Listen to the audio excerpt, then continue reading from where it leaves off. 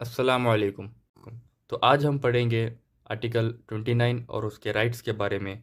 The rights covered under article 29 of the Indian constitution of India.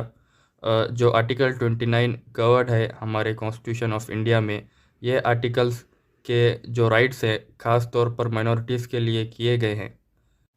The plain reading of the article 29 focus on distinct rights conferred on the minorities, जिसके अंदर चंद rights हैं जो मैं आपको समझाऊंगा कि कौन कौन से ऐसे राइट्स हैं जो हमें मिलते हैं आर्टिकल 29 के तहत।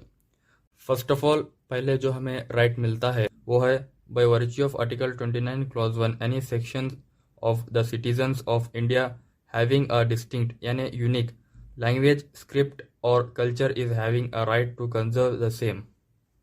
मतलब कि आर्टिकल 29 क्लॉज 1 के तहत इंडिया के जो सिटीजन्स हैं और जो उनकी अपनी लैंग्वेज और कल्चर्स है वो खुलेआम अपने कल्चर को फॉलो कर सकते हैं, और article 29 clause 1 of the Indian constitution उसका राइट उन्हें देता है। वहीं जहां आर्टिकल 29 क्लॉज 1 ने एक ग्रुप को प्रोटेक्ट किया है, आर्टिकल 29 क्लॉज 2 प्रोटेक्ट करता है एक इंडिविजुअल को। अब सेकेंड राइट जो हमें आर्टिकल 29 क्लॉज 2 के तहत मिलता है वो राइट है, according to article 29 clause 2 every citizen belonging to any religion, race, caste or language is having a right to admission into an institute maintained by the state or received an aid from the state।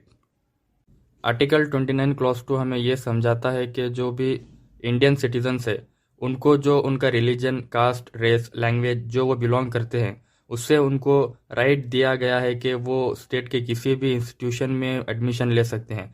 यानी कोई ऊंच नीच नहीं, यानी कोई ऊंच नीच नहीं होनी चाहिए कास्ट के बेस के ऊपर हो या लैंग्वेज के बेस के ऊपर।